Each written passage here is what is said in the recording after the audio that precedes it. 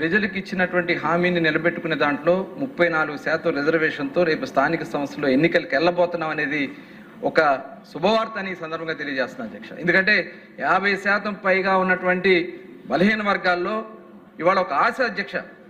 ఎందుకంటే తెలుగుదేశం పార్టీ ఆవిర్భావం తర్వాతే ఈ రాష్ట్రంలో బలహీన వర్గాలకి ఒక నమ్మకం వచ్చింది అధ్యక్ష.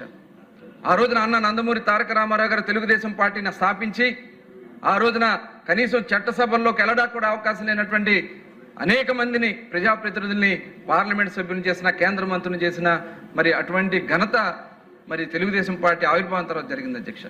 మరి ఇప్పుడు అచ్చెన్నాయుడు గారు చెప్పినట్లుగా 1987లో మరి స్థానిక సంస్థల్లో రిజర్వేషన్లు కల్పించి సామాన్యమైనటువంటి బలహీన వర్గాలను కూడా మరి లోకల్ బాడీస్లో ఎంటర్ అయ్యే అవకాశం కల్పించారు అధ్యక్ష.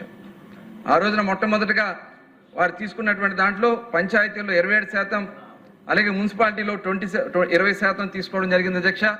తర్వాత గౌరవ ముఖ్యమంత్రి చంద్రబాబు నాయుడు గారు 1995లో ఒక యాక్ట్ కూడా చేశారు అధ్యక్ష.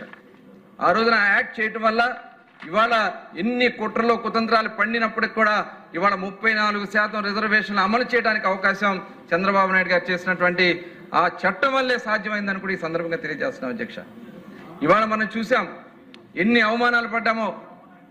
గత ప్రభుత్వంలో జగన్మోహన్ రెడ్డి గారు ముఖ్యమంత్రిగా ఉన్నప్పుడు ఈ రాష్ట్రంలో బలహీన వర్గాన్ని అణిచివేతకి ఏ రకంగా కుట్రలు చేస్తారో మనం అందరం కూడా చూసాం అధ్యక్ష.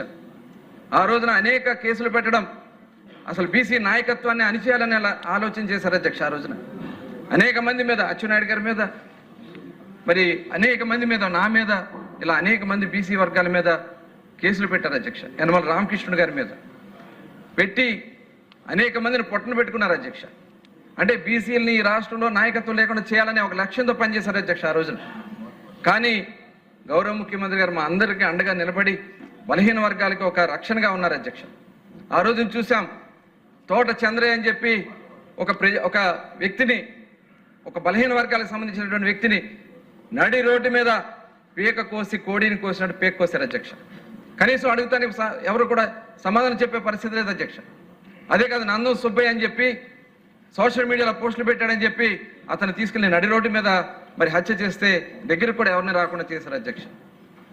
అలాగే అమర్నాథ్ గౌడ్ అని చెప్పి ఒక పసికంద అధ్యక్ష, 10th క్లాస్ చదువుకున్నటువంటి విద్యార్థి, అతని మీద పెట్రోల్ పోసి తగలబెట్టేస్తే కనీసం వాళ్ళని అరెస్ట్ చేయకుండా ప్రయత్నాలు చేస్తే మనం ఆ రోజున పెద్ద ఎత్తున పోరాటం చేశారు అధ్యక్ష.